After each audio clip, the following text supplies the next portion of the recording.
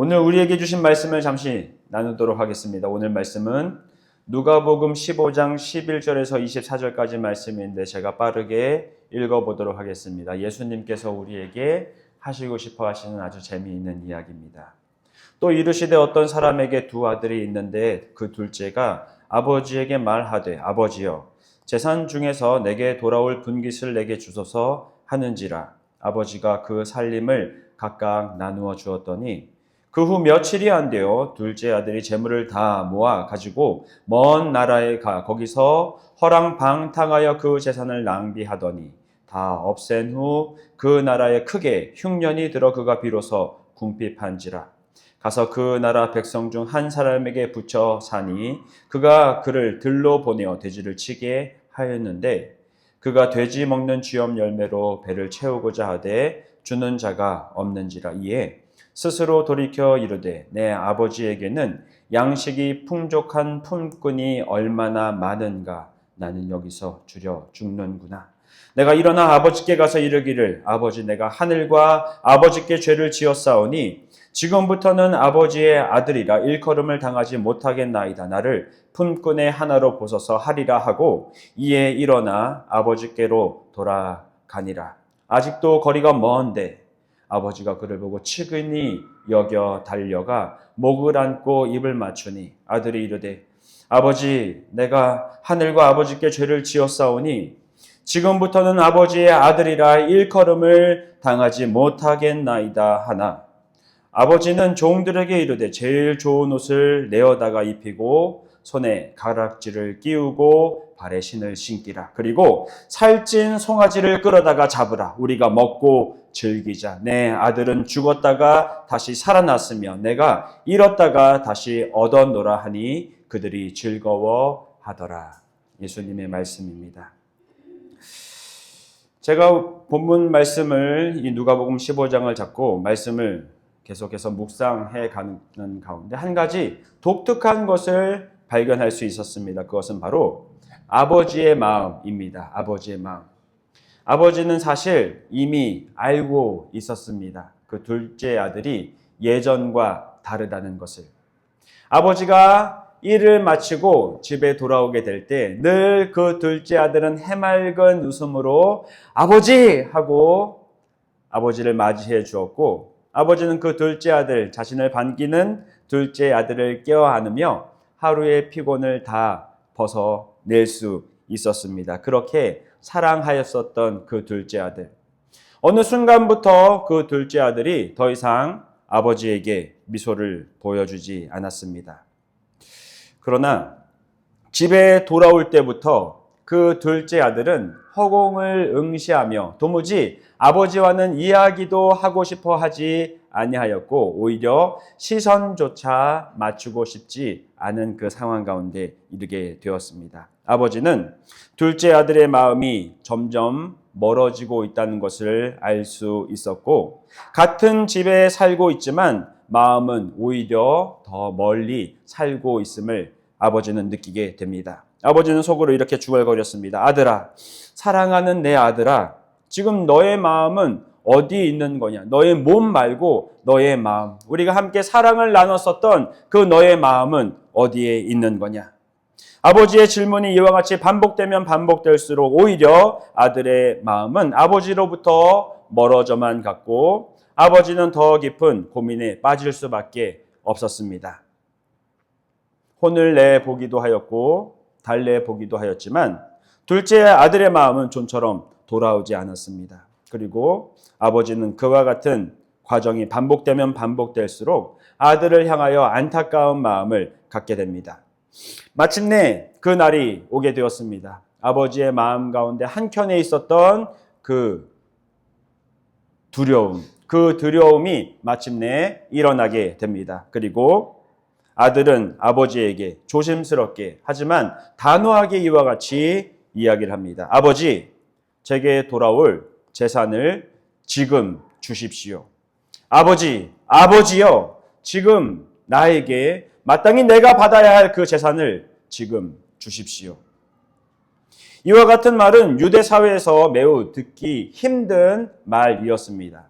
신명기 21장을 보면 하나님께서 이스라엘의 아들들이 아버지의 재산을 어떻게 분할해야 할 것인가에 대해서 기록이 되어 있는데, 첫째 아들은 아버지의 재산의 3분의 1을 가져야 했고 나머지 아들들은 그 3분의 1을 나누었어야만 했습니다. 그리고 그와 같이 유산을 나눈 후에라도 그 유산을 나눈 그 유언이 실효가 되기 위해서는 아버지가 죽은 후가 되어야 했습니다. 그러기에 지금 둘째 아들이 아버지에게 지금 그 재산 나에게 주십시오 라고 요구를 한 것은 마치 이와 같은 것이었습니다. 아버지, 저는 더 이상 아버지가 필요 없습니다.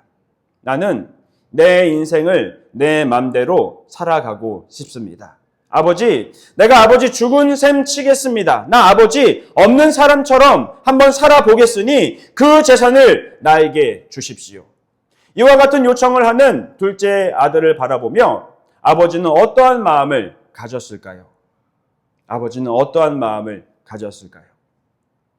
물론 이 아들이 이와 같이 재산을 요구하는 것에 대해서 많은 상처를 느꼈을 것입니다. 많은 고통을 느꼈을 것입니다. 그런데 또 한 가지 생각해야 할 것이 있는데 그것은 무엇이냐면 아까 말씀드렸던 신명기 21장을 보면 패역하고 완악한 아들은 끌어내어 돌로 쳐 죽이라는 그 율법이 말씀 가운데 기록이 되어 있습니다. 왜냐하면 그와 같은 잘못된 것을 요구하는 그 아들은 그 이스라엘 가운데 남겨두어서는 안 됐기 때문입니다. 하나님의 백성들 가운데 이와 같이 옳지 못한 것을 요구하는 아들을 살려둔다는 것은 잘못된 것은 번져나가기 마련이며 그것은 결코 하나님의 백성으로서의 올바른 모습이 아니었기 때문에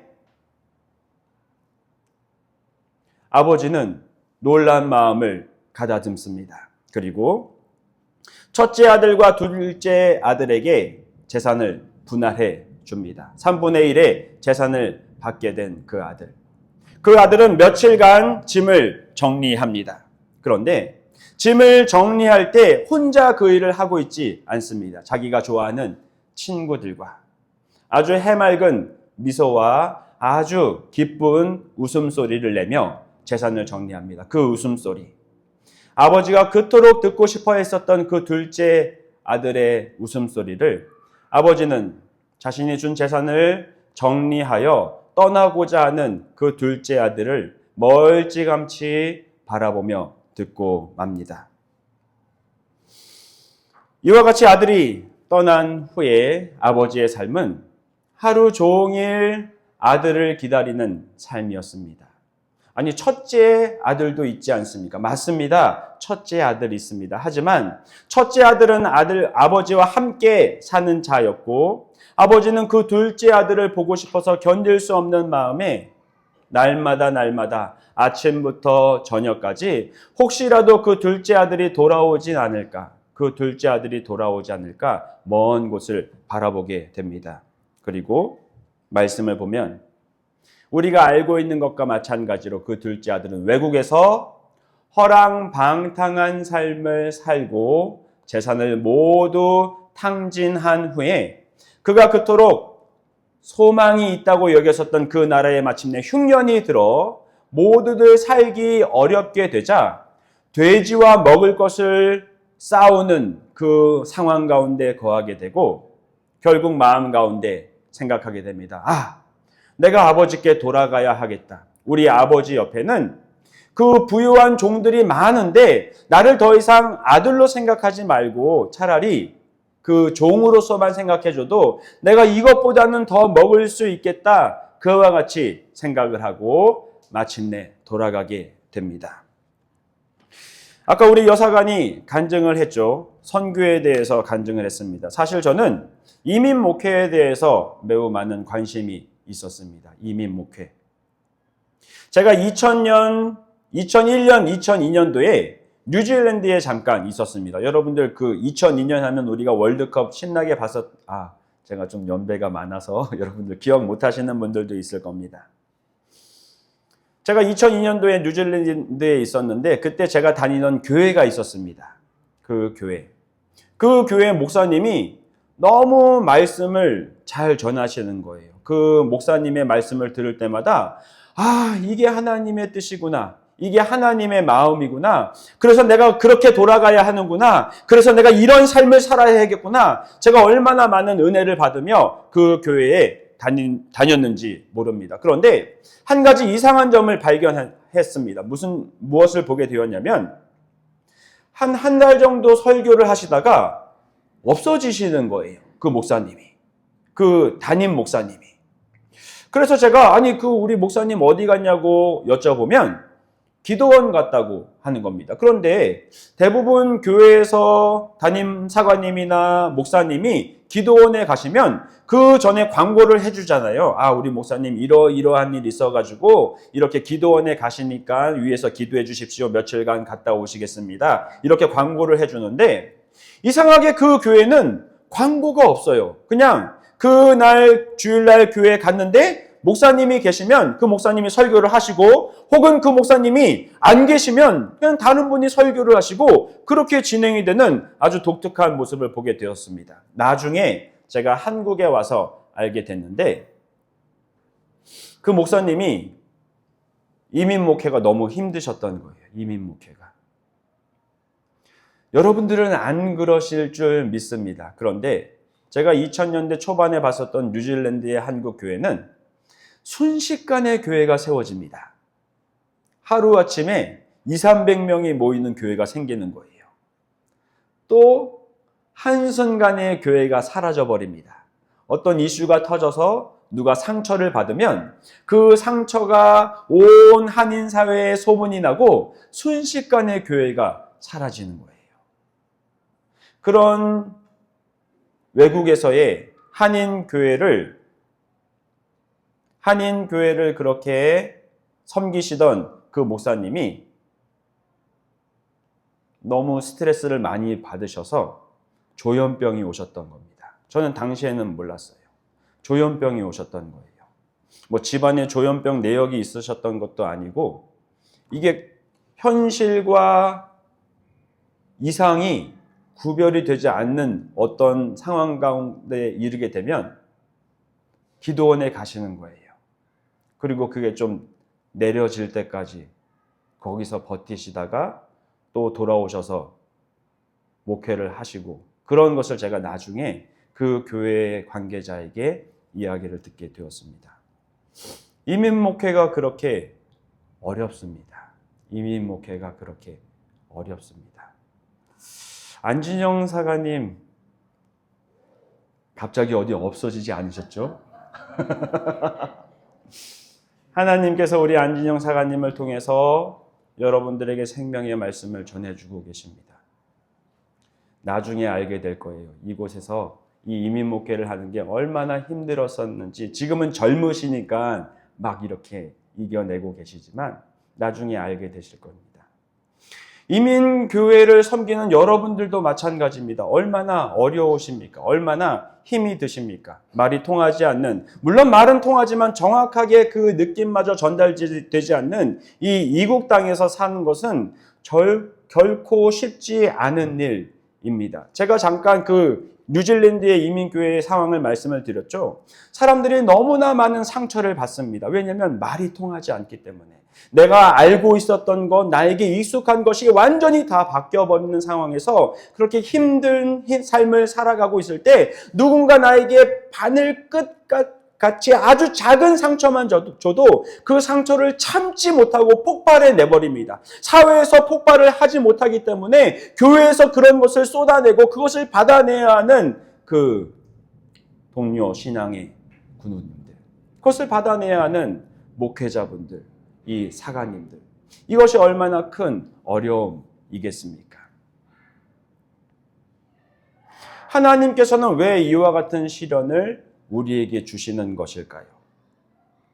다시금 말씀으로 돌아가도록 하겠습니다. 둘째 아들이 모든 것을 다 잃어버렸습니다. 모든 것을 다 잃어버렸습니다.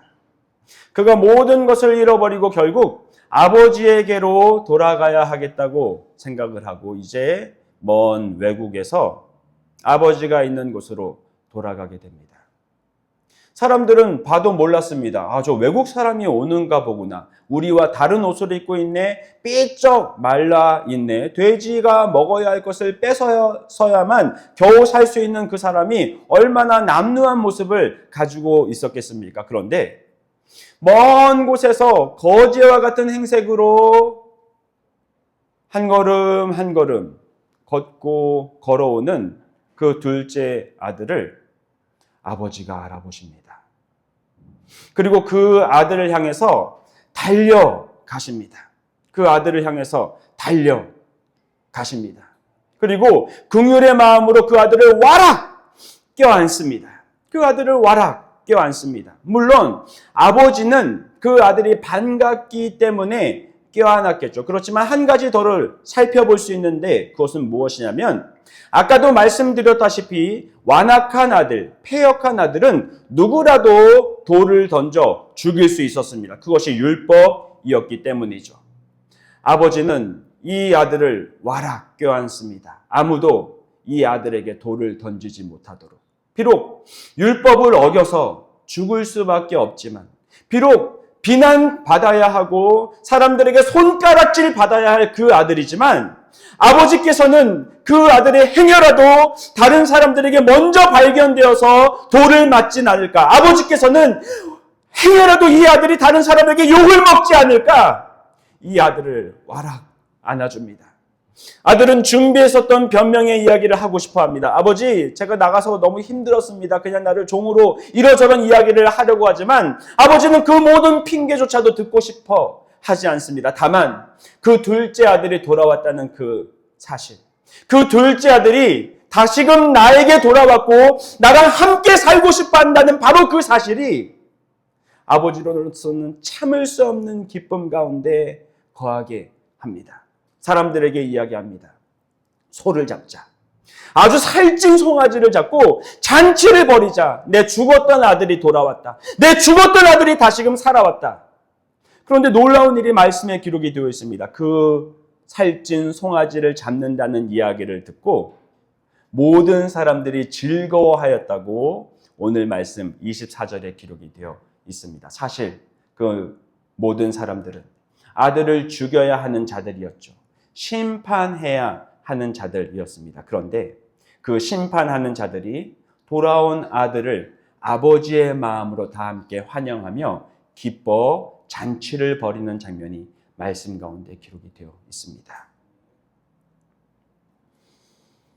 먼 곳에서 삶을 살아가는 사람들, 그리고 그곳에서 교회를 세우고 이와 같이 섬기며 공동체를 이뤄가는 우리 가운데는 아마도 마음 가운데 큰 짐이 있을 것입니다. 그 짐은 아마도 무언가를 증명해야 한다. 내가 왜 이곳에 있는지를 증명해야 한다. 이 교회가 왜 이곳에 세워졌는지를 증명해야 한다. 아까 말씀드렸다시피 둘째 아들이 외국에서 허랑방탕하게 삶을 살았다고 성경에 기록이 되어 있습니다. 그런데 여러분, 바로 그 허랑이라는 것, 물론 방탕은 음란한 것을 이야기합니다. 그런데 그 허랑이라는 것은 허무한 것을 쫓는 것을 의미합니다. 이 말의 다른 뜻은 무엇이냐면은 만약에 그 둘째 아들이 허무한 것이지만 그것을 비전이라고 생각을 하고 성공을 거두게 되었다면 오히려 그 둘째 아들은 사람들에게 칭송받고 아버지에게 자신을 증명할 수 있는 그 기회를 얻게 되었을 것입니다. 왜냐하면은 다 그것을 비전이라고 이야기하는 시대를 우리가 살아가고 있기 때문입니다. 그런데 여러분, 하나님께서는 우리에게 그 비전을 내려놓게 하십니다. 그리고 아버지와 함께 살아가는 그 삶을 살아가게 하십니다.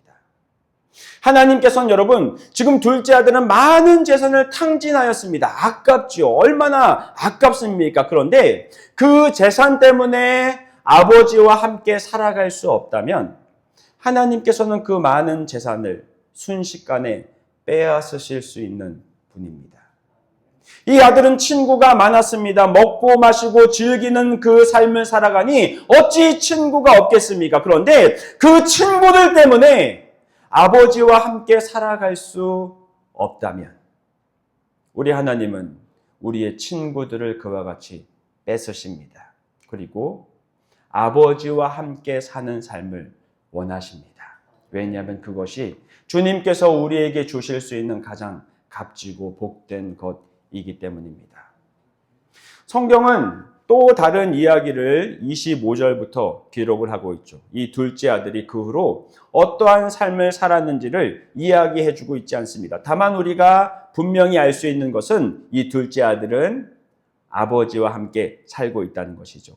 우리가 생각할 때, 그러면은 둘째 아들은 이렇게 돌아왔으니까 뭔가 좀 대단한 일, 아니 종처럼 산댔으니까 더 열심히 일을 해야 한다던가 그런 것이 있어야 하지 않겠는가 기대할 수도 있지만 성경은 그것에 대해서 우리에게 전달해주고 있지 않습니다. 예수님의 이야기는 그냥 이 아들은 아버지의 재산을 그렇게 허무하게 써버렸지만 돌아왔다. 그리고 아버지와 함께 살게 되었다. 무언가를 증명할 필요가 없었다. 왜냐하면 둘째 아들은 아버지의 아들이었으니까. 무언가 자랑할 만한 것을 위해서 더 노력할 필요도 없었다. 왜냐? 둘째 아들은 그저 아버지의 아들로서의 삶을 살아갔으면 됐으니까. 그것이 아버지의 마음이었으니까. 우리는 그럼에도 불구하고 무언가를 증명해내고 싶어 합니다.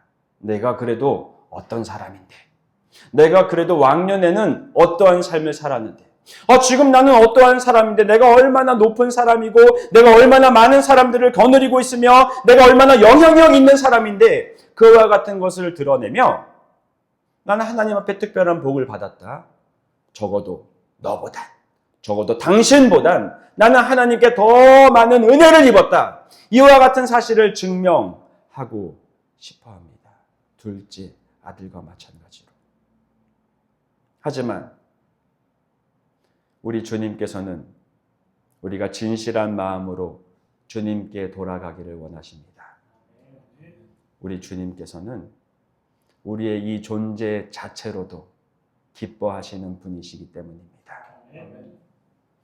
저렇게 바쁜 사람들, 그 바빠서 무언가를 달성해야만, 그래야만 하나님께 영광을 올릴 수 있다고 생각하는 그 사람을 향해서 아버지는 말씀하십니다. 괜찮다. 괜찮다. 내 사랑하는 아들아, 괜찮다.